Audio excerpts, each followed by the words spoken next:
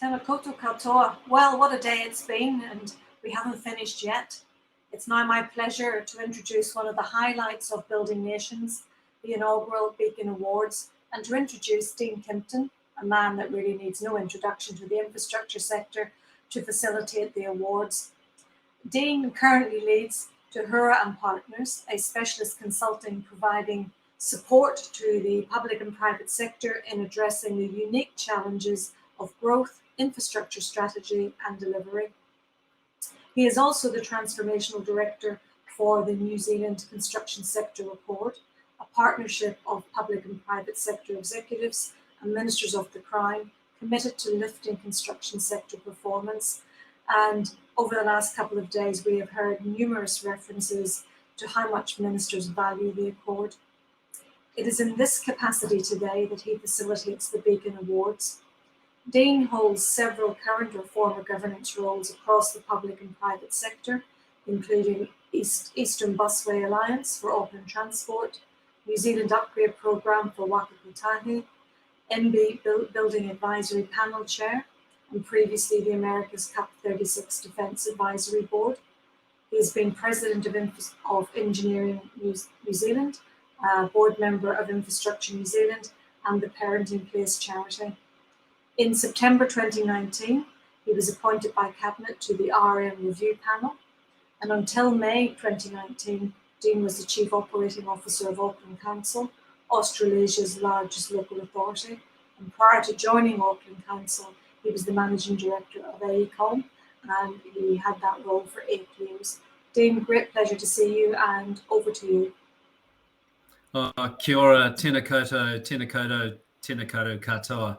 It is just wonderful to be here, especially to help facilitate the first ever Beacon Awards for the construction sector. Particular thanks to you, Margaret, and to Infrastructure New Zealand for allowing us to use your conference as a place to celebrate these Beacon Awards. The diversity and the strength of Infrastructure New Zealand and the members that you have makes this a wonderful opportunity to celebrate. So thank you. Can I also acknowledge Minister Poto Williams, who I'm absolutely delighted can join us for these awards, both to speak, but also to make the most important part of the evening happen superbly, and that's to present the award for Beacon Project of the Year. As many of you will know, and Margaret touched on it, the Construction Sector Accord was formed as a partnership between government and industry to resolve those challenges within the sector. And one of those challenges, which is what the Beacon Awards is all about, was around the lack of sharing of good and innovative practices and the lessons learned out of that. Lessons learned that we can take into our businesses or we can scale across the sector. So today's a really big step in the Accord's journey to changing the culture and lifting a common understanding of what best practice might look like. So over the next hour, we'll learn about 7 Beacon case studies.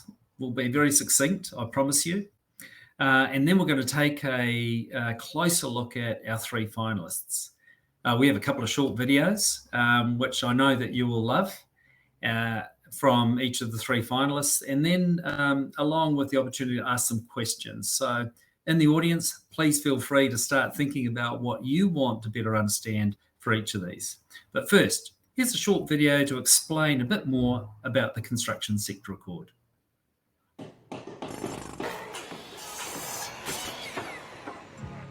Construction touches us all in some way, and its success is crucial for a better Aotearoa. The Accord was launched in April 2019 to try and address the many issues affecting the sector. The Construction Sector Accord is the first step in creating a strong partnership between government and industry. And the partnership is to create a high-performing construction sector for a better New Zealand. The Accord has big goals: increase productivity, raise capability, improve resilience, restore confidence, pride and reputation. The Accord's work is about driving long-term culture change, from increasing diversity in construction to reducing carbon emissions. We want to see better business performance, better leadership, better health and safety culture, including mental health, fairer risk allocation. We want to see a safer, more successful, more sustainable construction sector. By working together, we can achieve that vision.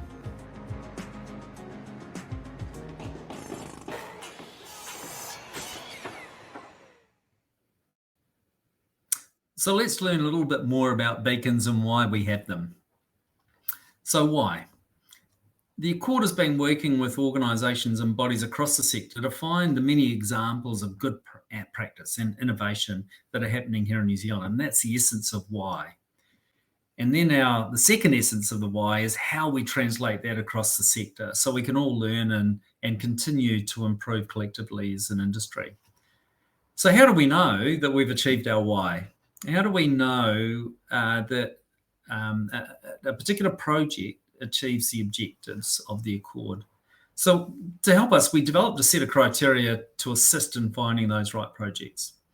Projects or businesses that align with the Accord principles and contribute strongly to the Accord's goals of a productive, resilient, sustainable sector are the projects that we're interested in. Those are the ones that we think touch deeply into the why. And I've already said this once, I'll say it again, approaches that we can scale and transfer across the sector so that we can all learn from them and think about how we apply. So through this process, we identified the following 7 examples of good practice. And we've got a short video just to spin across the top of them to share what we saw in those projects that we really liked. It's just about over 4 minutes. It's an awesome view. So now I'm going to hand over to the video, and I'll join you shortly after that to introduce Minister Williams.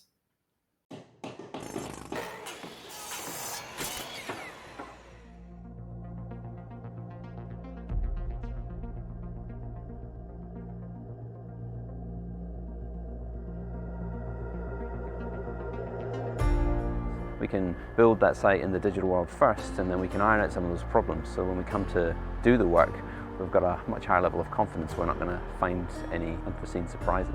What we did was we used 3D modeling and other digital tools to be able to create that information and then bring it all into one federated model. So you can have a look at the structural designs alongside the architectural piece or the track design. The digital shields was a huge benefit for us from a safety point of view. It's keeping our operators safe, people in the corridor safe, and we're able to do that work alongside a live corridor, so it's much more efficient.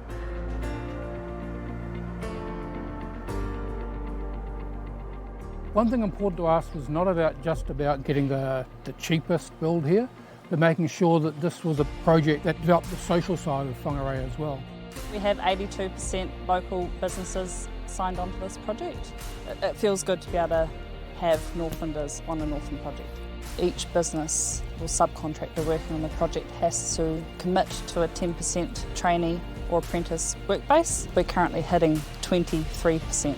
And it's really going to make an enduring difference to not just this project, but to building up capacity in Whangarei for the future. So what we found where we weren't working, it was that we didn't have enough buy-in and we didn't have enough other leaders in the business that were driving this change. It's a culture change, right? And we understood that in order to move any change forward, we first had to get leaders on board and we had to give them the skills they needed. Everyone in the business has to be in some form of training or development. From the apprentice we just hired through to me, had to be in some form of moving forward in our knowledge. And it became something real that wasn't just myself driving, it was everybody. Something I'm really proud of, and also that's really important to me to be a part of.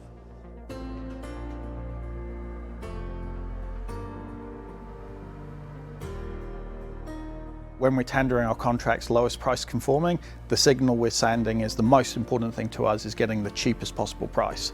And as a result, things that add value like health and safety, training and good quality are all sacrificed in order to achieve that lowest price.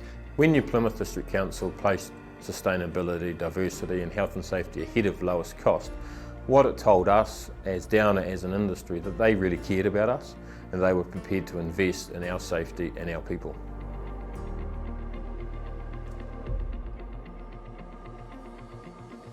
We've made a commitment to divert 80% of that previously what was demolished into deconstruction. So we have less fill being created, and we're finding these products in these houses being used for better effect. They've been recycled, they've been reused. We've removed 500 and something homes, and I'm so proud and delighted to say 100 of those homes we have picked up or put on a truck and taken somewhere else and reused. It's an awesome outcome.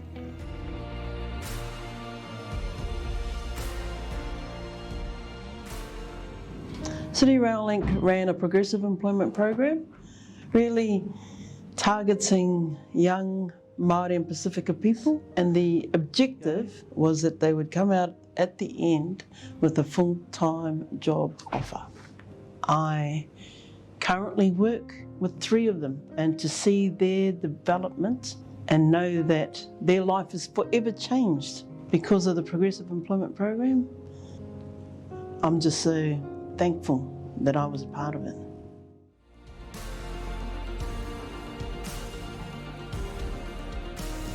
We realised that the morale of the people on the site wasn't particularly good, and we felt that was related to facilities they had. We provided a central area, which we called the village square. I've been on a few jobs in my life and, not very good facilities, but here's really good. Makes you want to come to work. We put people before the project, and the benefits of that flow right through to our health and safety statistics, and also in terms of the quality of workmanship.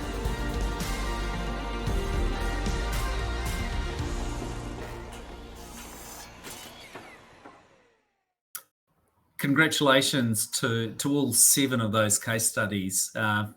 This is a recognition of their work. One of the values I love seeing come out of all of them was the people-centred values and the community-centred values.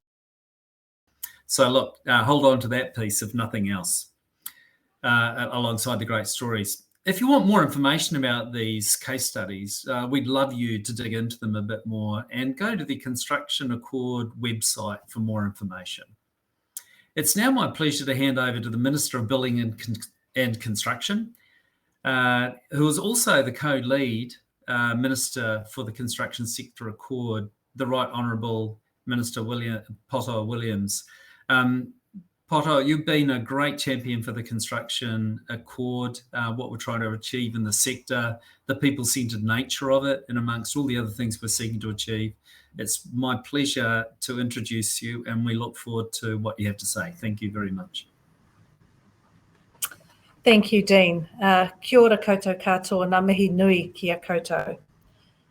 As the co-lead Minister for the Construction Sector Accord, I'm delighted to have the opportunity to be here today to present the Beacons Awards and acknowledge the people and businesses that are trying new things and taking risks to put the Accord's principles into action. Their efforts will play a significant role in our collective effort to transform the construction industry to one that delivers New Zealanders. When the Accord was launched in 2019, both industry and government committed to come together and work to overcome the challenges that have prevented the industry from realising its full potential. One of those challenges was overcoming a culture that did not recognise or celebrate good practice or share lessons from things that didn't go as intended. That's why Beacons was created, to be the industry's mechanism for shining a light on the people and projects that others could learn from, to create a culture that is able to share and learn from success and failure, and to show what putting the Accord's principles into action looks like in practice. Since the start of the year, the Accord has been profiling leading organisations and teams through a series of case studies. As you've already seen, this year's 7 case studies demonstrated a range of approaches from leadership training to technology to advanced environmental and waste reduction practices. I would like to acknowledge and thank those organisations for sharing their stories. Their courage and commitment to change and leaving the sector in a better state than they found it sets an example for all of us. There are many organisations that shared their story with us that didn't make it to this stage, and I'd also like to acknowledge their mahi. The Accord, and Beacons in particular, is here to champion and support those of you that are committed to change and progress for our great industry. We know there are many more of you out there with a story to tell, and these inaugural awards represent the start of what we hope is an enduring platform to recognise good practice in the industry. We have the extremely difficult job of choosing between these 7 case studies to a group of accomplished and experienced senior leaders from across the sector. Each of them brought objectivity, independence, mana and insight to the process. I would like to take this opportunity to thank our panel for their valuable contribution to this process. They assessed each of the case studies against a set of criteria, asking important questions like, how transformative is this approach for our industry? How applicable is it to business and projects of different types and sizes? To what extent does it demonstrate the Accord's principles and help achieve the Accord's goals? So I'm delighted to introduce the 3 finalists who will all be joining us here today. They are Canham and Whangarei District Council for their project, Connecting with Communities Through Construction. Kiwi Rail, who set out to transform New Zealand's rail network with technology, and New Plymouth District Council and its commitment to supply chain leadership. Many congratulations to you all. Ka pai. I'll hand back to Dean, who will facilitate a discussion of the finalists. All right. Now we're getting down to business, aren't we? We're down to who were the last 3. Look, really exciting projects. But before we talk about them, can I, Minister, you mentioned the judging panel, and I'd like to take a moment to reiterate my thanks. Your time and expertise as judging panel was awesome. It's a really important task, and the diversity, and you can see it there, was outstanding. The diversity of thought and challenge, what they were looking for was all brought to the table. Can I just acknowledge them by name? Chris Bunny from MB, also co-chair of the Construction Sector Accord, Ross Copland, Chief Executive of Te Waihanga, or the Infrastructure Commission, Ellen Davidson, the Chief Executive of ACE New Zealand, Malcolm Fleming of the New Zealand Institute of Building, Marilyn Moffat of the Institute of Quantity Surveyors, Bharti Ranenga, the GM of Concove Directorate, Peter Silcock from Civil Contractors, and Maritha Smith from Diversity Works NZ. Fantastic panel. Thank you to the panel. Now, before we meet the 3 finalists, you're going to meet them in video form. So we've got a short video, just over 2 minutes, that will give you a little bit more insight into the approach each of them took and what they've achieved.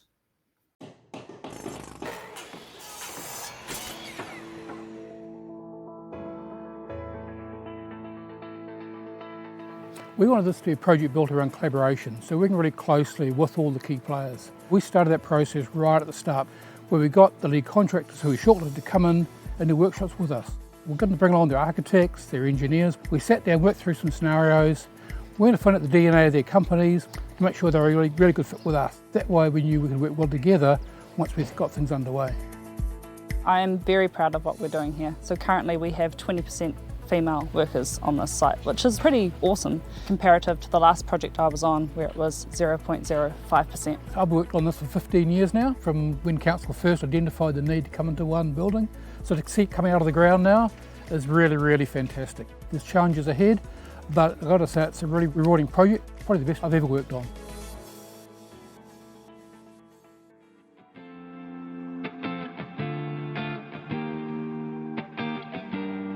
So for us, the Trentham Apart project, that was where we said we're going to give this a go. What we did was we used 3D modelling and other digital tools to be able to create that information and then bring it all into one federated model. So you can have a look at the structural designs alongside the architectural piece or the track design.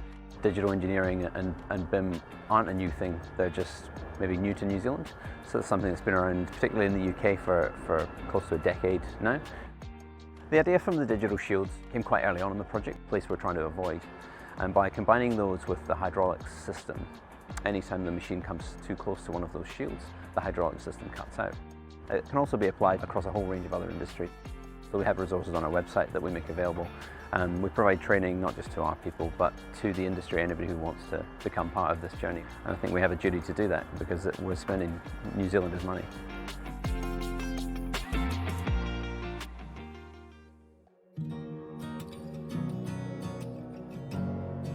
Being a supply chain leader is also about having some more mature conversations around how we define value for money. And it's not just about delivering our services for the lowest possible cost, but also what's the extra value we can create for our community when we spend our ratepayers' money.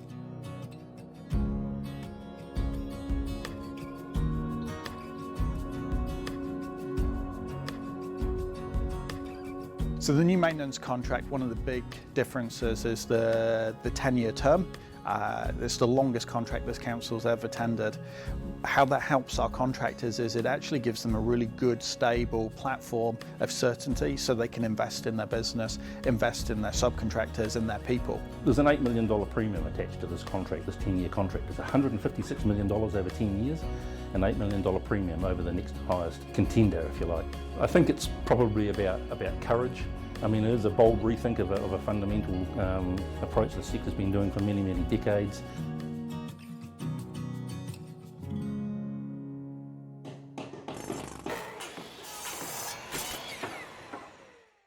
Okay, here we are. So we've had a great introductory video. You can now see each of the representatives from the three finalists with us. We've got Alan Adcock from Whangarei District.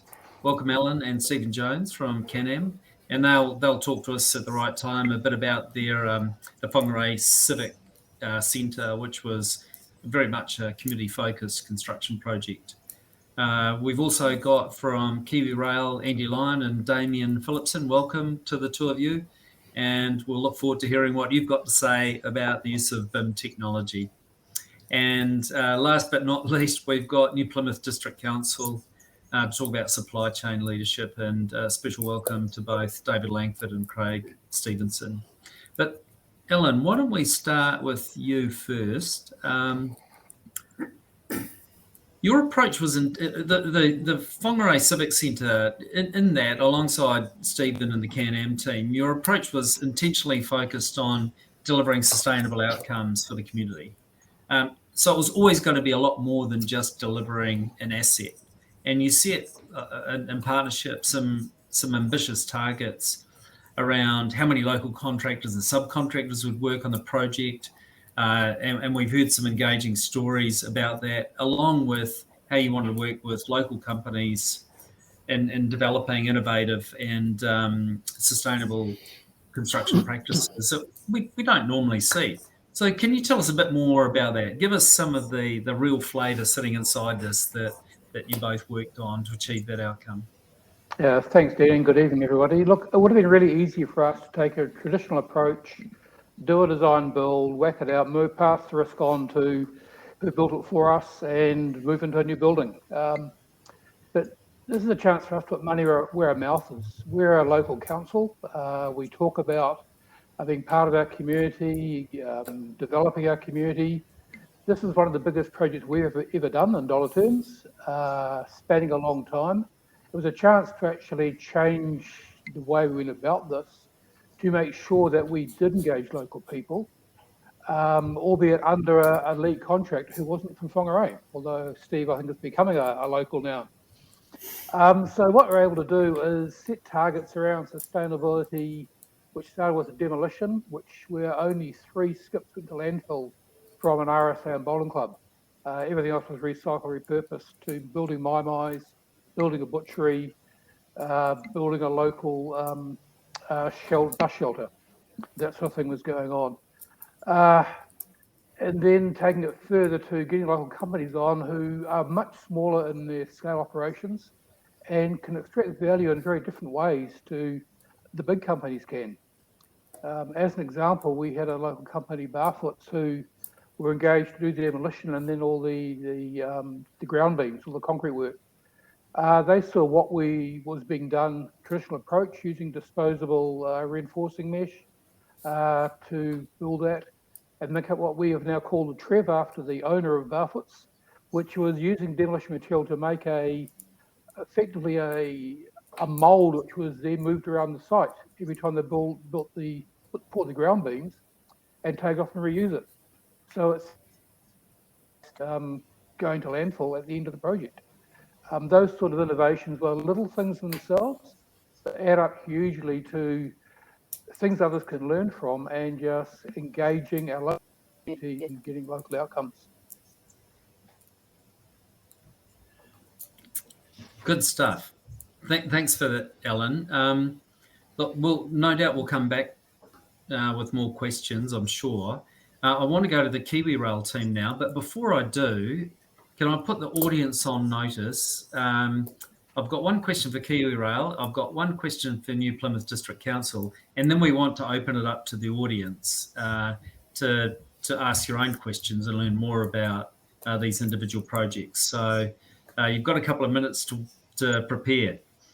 Andy Lyon and Damien Phillipson, as KiwiRail's already shared a fair bit with its colleagues around this project, the technology or approach. And it's really to build confidence around how to take some of those first steps into implementing BIM technology. With all of those conversations in mind, and from your own experience, what's your advice to those in the audience that haven't done this before? How do they start the journey?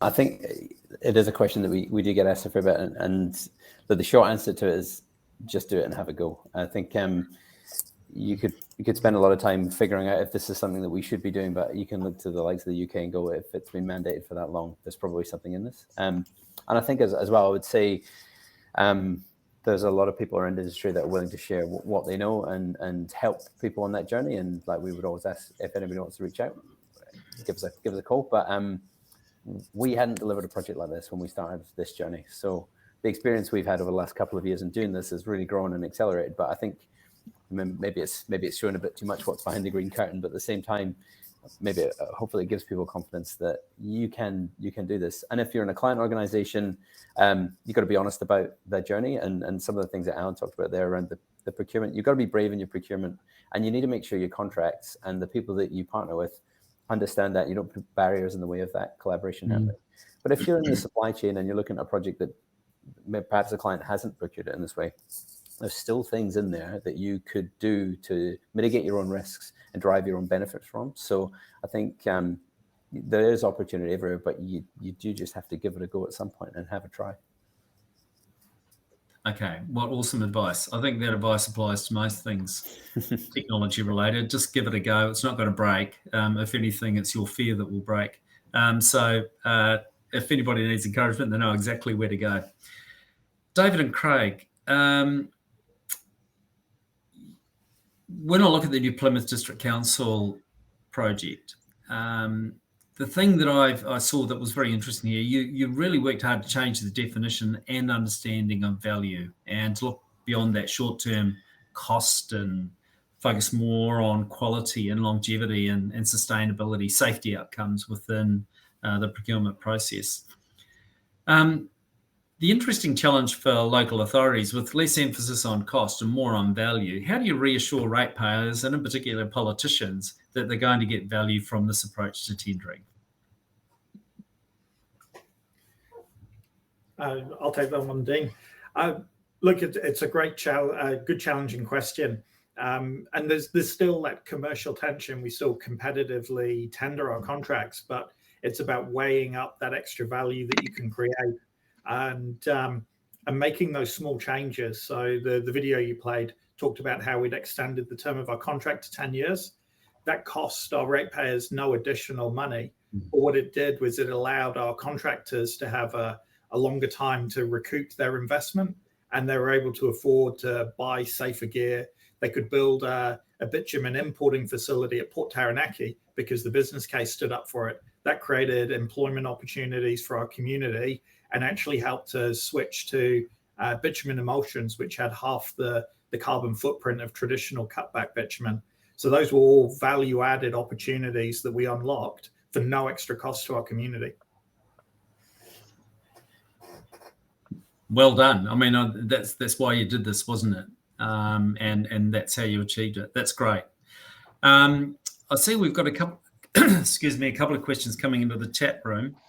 So I'm going to go to those, and I'll do them in the order that they've arrived. I'm sure that'll all be very fair. So the first question I've got here is to KiwiRail. So between the two of you can choose who will respond. KiwiRail, is there a certain scale project that suits BIM, or will KiwiRail be using BIM for all its projects? So I think it feels like an and rather than or. So is it a certain scale, or do you intend to use it for all your projects? So we do intend to use it for all our projects. We're certainly taking the learnings from Trentham and applying them across the whole portfolio, but a lot of our capital works portfolio are quite large size projects.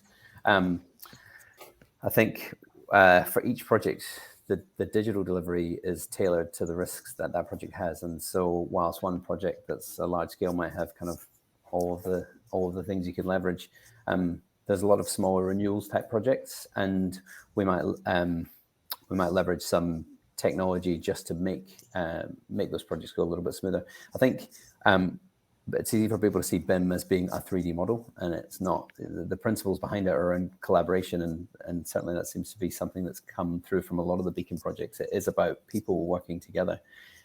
BIM just introduces a bit of technology to help that process and uses enabling technologies to facilitate it. So there's no reason why you couldn't use it on a very small project. You just might use it in quite a specific way on that project, or you can expand it up to big projects like CRL.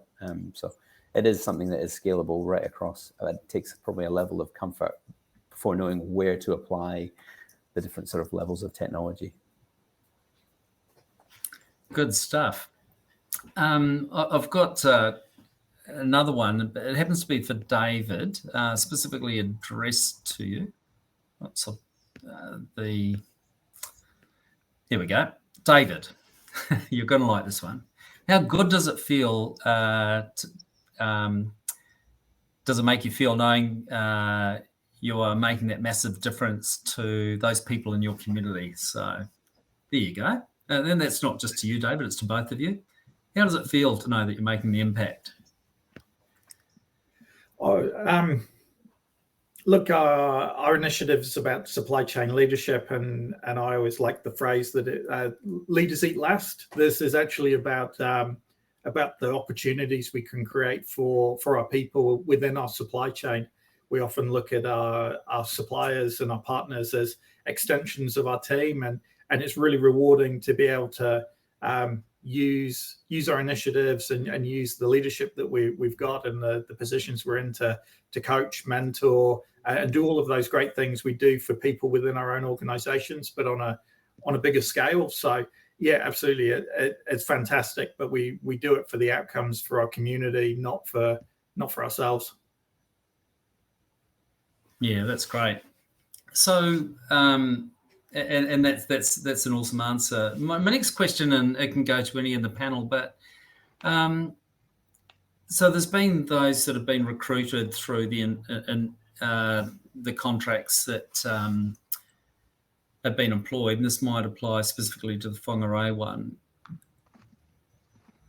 Through the diversity and inclusion initiative, what ongoing support are you providing those individuals to ensure that they're embedded in their organisations, they're growing in their career? So this is not just the life of the contract; it's into that broader career experience.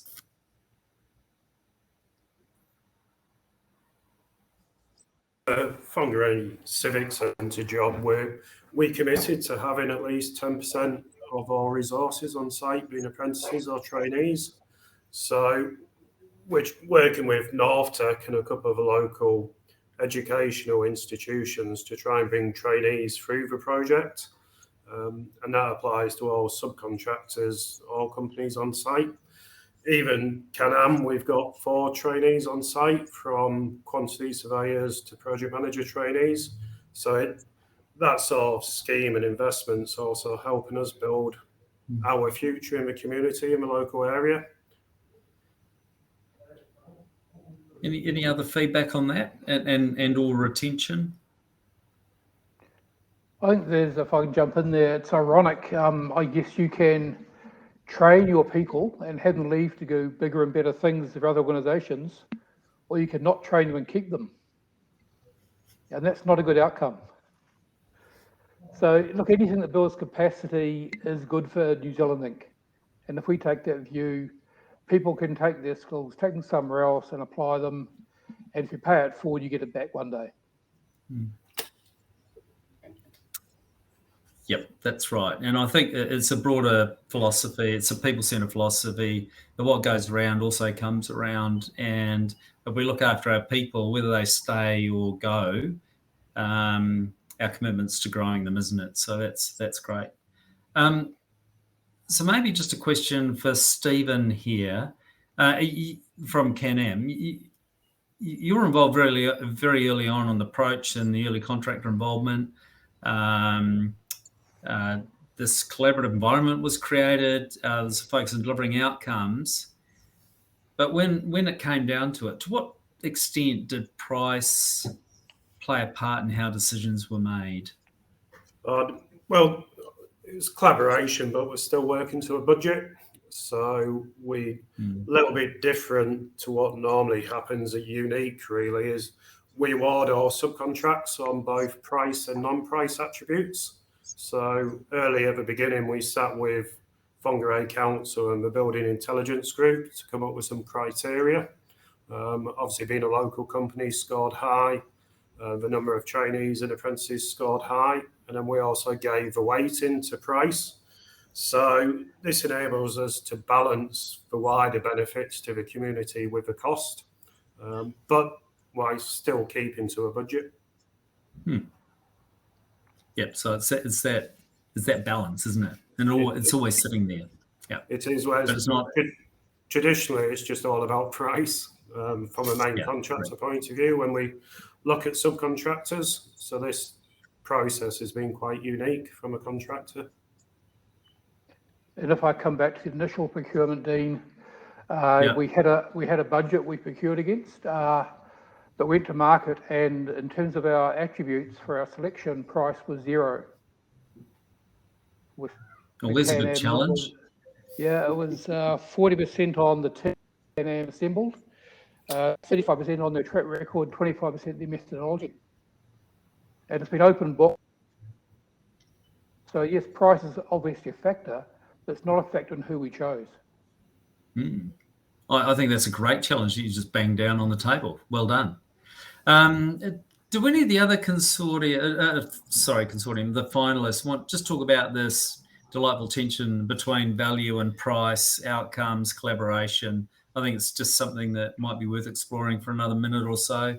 Any feedback from Kiwi Rail or New Plymouth? Yeah, so Andy's just having some technical difficulties, but yeah, it's always a trade-off. We weren't quite brave enough to go with the zero price procurement setup, but we certainly prioritised, other outcomes. And obviously, what we were trying to do was quite new to the market, and we knew we had to bring along suppliers that were willing to work with us, and it was important that they were willing to develop their teams. And like Alan said there, we really put a focus on who the teams were going to be. And yeah, it was more about procuring sort of relationships and the ability to develop and learn together, as much as it was about traditional construction skills and capability. So getting the procurement right and setting things up right from the start is absolutely critical when you're trying to do anything slightly differently. You can't enforce that enough, to be honest. Can we just move on from price? So one of the questions in the chat room goes to, and it acknowledges the fact that with any of these projects, there are challenging circumstances, or there are problems to be solved that you didn't see coming. What were some of those? And sitting inside of that question is also a reference to the impact that COVID might have had, because that'll have been a disruptor not seen. But when you reflect back on the relationship, any particular insights about or lessons learned out of some of those knotty, gnarly challenges that come your way from time to time?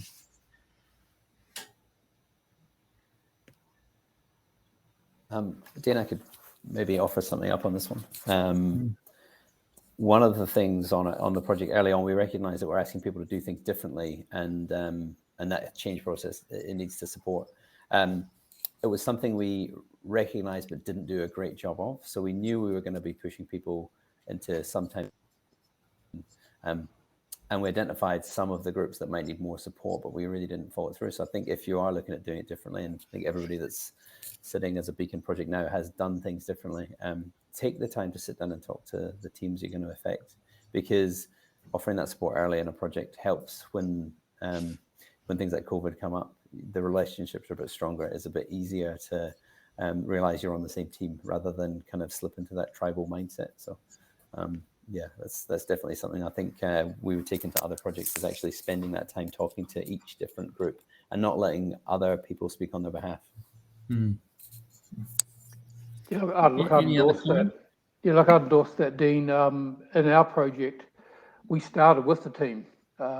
We asked Can-Am as lead contractor through their tender response to assemble the team of other professional consultants they had worked with in the past. And right at the outset, we agreed how we wanted this project to work. We didn't do it when we had the problem. We did it before the problem even came up. So when the COVID crucible we're all in came along, we had relationships in place. We knew how we could work through those things, and we did it together. It was never across the table, it was always around the table. Where everyone was committed to the end goal here, and everyone went the extra mile through that COVID period to get us through that. We're working through a standard cost reimbursement contract that hasn't had to come out. You know, people haven't charged full price for gear stranded on site, even though they could. They recognise we're all in this together, we need to get out of it on the other side together. But that starts at the start of the project, not when you encounter the problems. Good advice, good feedback.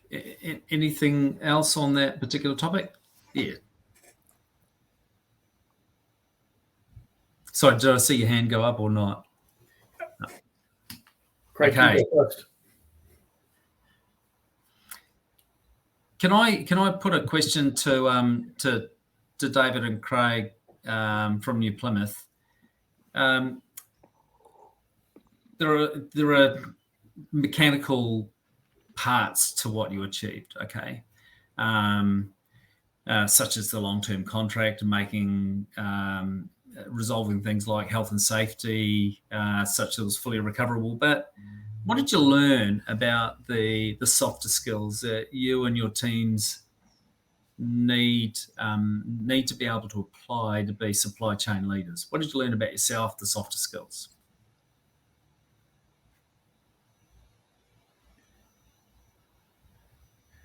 Whilst Craig manages his technical difficulties there, look, you're right. Our supply chain leadership is an ethos. It's not necessarily about all of those mechanical things. So very much taking those day-to-day leadership skills we use with our own people and applying them to how we manage and lead our supply chain is one of the key things that we had to figure out how to do.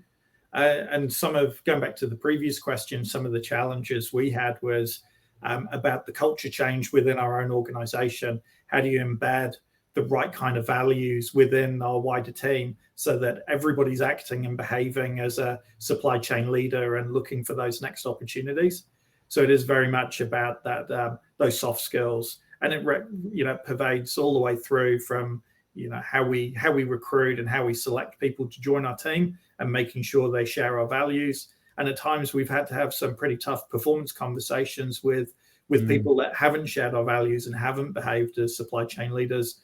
And along the way, we may have lost one or two people that chose to leave because they didn't want to be part of the journey we're on. But overall, I think we've built quite a big team that really believes in the ethos that we're trying to drive here. Great answer. Thanks for that, David. I've got one last question, and then we're going to go to the announcement of the winners, but it's a question for each of you. If you think about what you've achieved to this point, and you've all come up with innovation or transformation in the way that you've delivered your project, there's opportunity for one response per client, per Beacon Award team. What is the thing you now want to do or achieve? So what got us to here won't get us to there. You'll be thinking about the next innovation. What is the next innovation? What is the next extension? What is the next opportunity? One from each of you.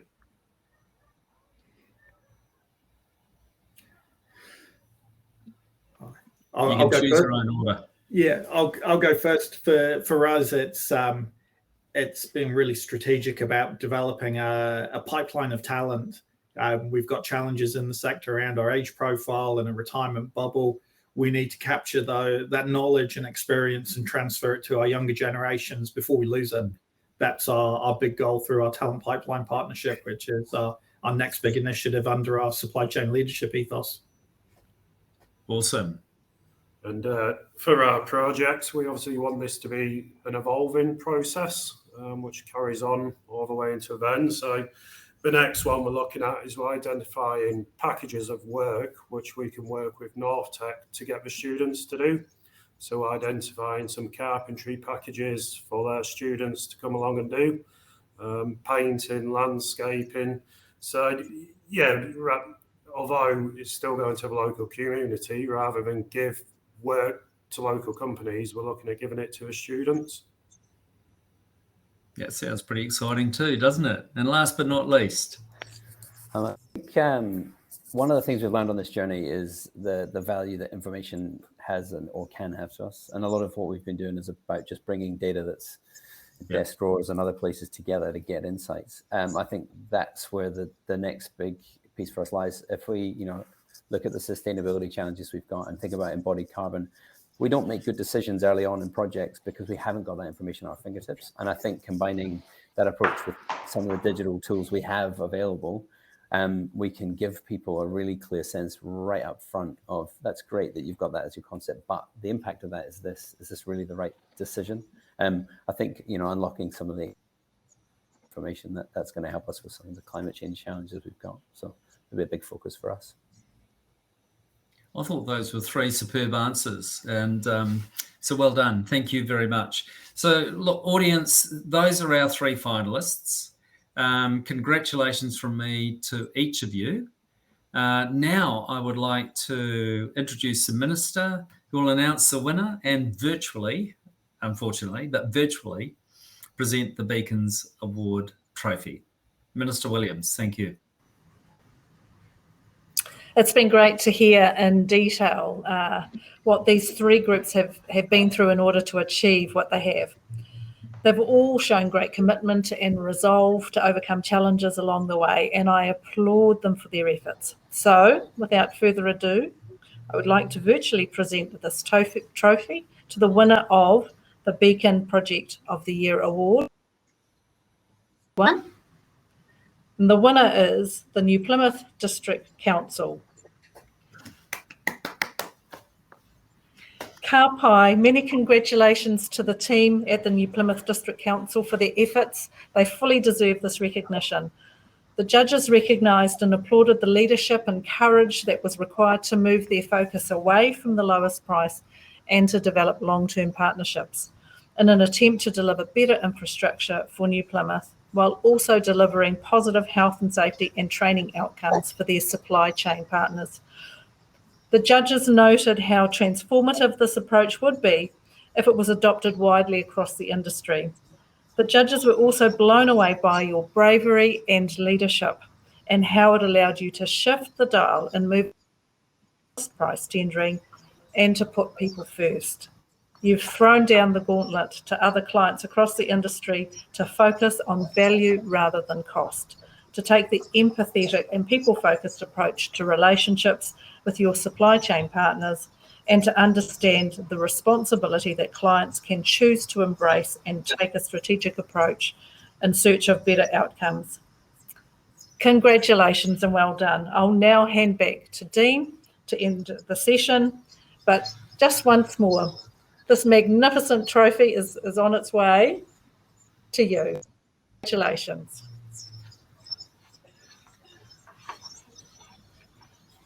Thank you, Minister.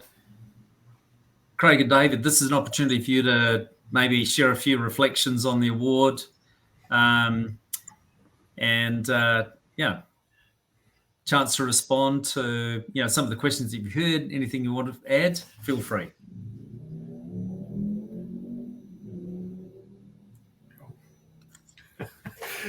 Craig's microphone's still not working. Look, first of all, wow, that's amazing. Thank you so much to the Minister and the judging panel. One of the problems with a haircut like mine is when you're embarrassed and blush, it goes all the way to the shirt collar. Look, we've achieved a lot, but it's only because of the support and the collaboration and the willingness of our supply chain partners to work with us. So a big thank you to them as well for helping us get on with the mahi and try and make the sector better. We always set out to try and do something that could be applied across the sector and have an impact. So hopefully this award kind of helps us achieve that. And we're here, we're always willing to share and learn. I've really enjoyed seeing the other Beacon projects. There's some fantastic initiatives, and we'll likely be connecting with some of them to find out what we can adopt from them and share what we've done and hopefully have a bigger amplified impact on improving the construction sector, which we all love to work in. So thank you very much. Once again, huge congratulations, Craig and David, and to all the team of New Plymouth District Council. And can I just reiterate, the judges were hugely impressed in the way that you shifted the dial away from lowest cost tendering to true supply chain leadership. And the judges praised that leadership and the courage and the way that you took that to your elected members and then the decisions to support it. So look, it serves as a great example of the principles and the outcomes that we're looking to see for our sector, aren't they? And the awesome thing is they align with the construction sector accord values, particularly around collaboration, fair risk allocation, protecting and growing our people. So congratulations, and can also acknowledge the other finalists, Whangarei District Council and Can-Am and Kiwi Rail. Awesome projects again, tough decision. I watched the judges work through it. You should be very proud of what you've achieved, as well as all the other case studies and the leadership you were showing the sector. Of course, we need more case studies for 2022, so we can continue to share the lessons, so that we can continue to grow in our performance and maturity as a sector. So I look forward to seeing those come in. And if you have something to share, then the Accord team would love to hear from you, of course. And on your screen right now, you've got the contact details. Feel free to make your own submission. But thank you very much. Thank you once again to Infrastructure New Zealand for allowing us to use this platform to celebrate excellence in the construction sector. Thank you. Kia ora. Thank you, Dean, and congratulations again to the Beacons Award-winning New Plymouth District Council for its supply chain leadership approach that focuses on developing long-term supplier partnerships, prioritising the safety and financial health of its contractors. Well done. So it's been a very big third day at Building Nations, which we can now bring to a close. We covered housing and transport with the Honourable Dr. Megan Woods and the Honourable Michael Woods and the role of renewable energy in decarbonising New Zealand. And the opposition address from National MP Andrew Bailey, and that was just a start. We really cracked into it in the afternoon. What an intro to our public transport and urban regeneration session, and what an insightful panel discussion. Transport is clearly a key function of good, healthy, inclusive, successful cities, including reduced emissions. Likewise, our diversity session, which was designed to really challenge your thinking as we move forward. The following panel discussion transversed how we can break down barriers, and hopefully there's plenty we can take forward from here. A great presentation and Q&A from the Infrastructure Commission's Jeff Cooper on the draft infrastructure strategy, providing some further insights. Our political panel, facilitated by leading business commentator Fiona Sullivan, provided additional perspectives on a range of topical sector issues. And just a reminder that our sessions are recorded and will be available for viewing later. So thanks to our speakers and panelists this afternoon, and thanks to our sponsors for today's session, Westpac, Arup, Denton Kensington Swan and the Beacons Awards, sponsored by the Construction Sector Accord, and also to our premier sponsor, ANZ. We'll see you back here tomorrow for our final day, and we'll dig into the last of our experts and panelists, starting with Professor Nicola Shadbolt, speaking on climate change. Shane Ellison will talk us through the Auckland transport story. Following Shane, we'll hear from Victoria Johnson on building for broader outcomes. We'll have a panel discussion on sustainable infrastructure, and that's just the morning. In the afternoon, we'll hear from the Honourable David Clark, the Minister for Digital Economy and Communications, who will discuss the draft digital strategy. And then Dr. Catherine Ball, a scientific futurist, will address emerging technologies. There will be a panel discussion on how the sector can benefit from Te Maori perspective, and the day will finish with Dr. Ganesh Nana, who will give his perspective on how we can increase productivity in New Zealand. It will be another fantastic day, and I would like to thank you for your attendance and your engaging questions. Look forward to seeing you all tomorrow bright and early, and I'll now pass over to Ateni to close with a karakia. Thank you. Kia ora tātou e huitahi nei. Well, it's been a long day, folks, and so I'm not going to hold you for much longer. So a bit of a different style karakia today. One to settle back down as you're taking in a lot of the information that has been online today. So, ha ki roto, breathe in. Ha ki waho, breathe out. Kia tau te mauri e kōkiri nei, settle the life force that stirs inside of you. I ngā piki me ngā heke, through the ups and downs. Ko te rangimāri e taku e rapu nei, it is peace that I seek. Ti hewa mauri ora, 'tis the sneeze of life. Tūturu o whiti whakamaua kia tīna. Tīna, haumi e hui e, tai ki e. Good evening, kia ora tātou.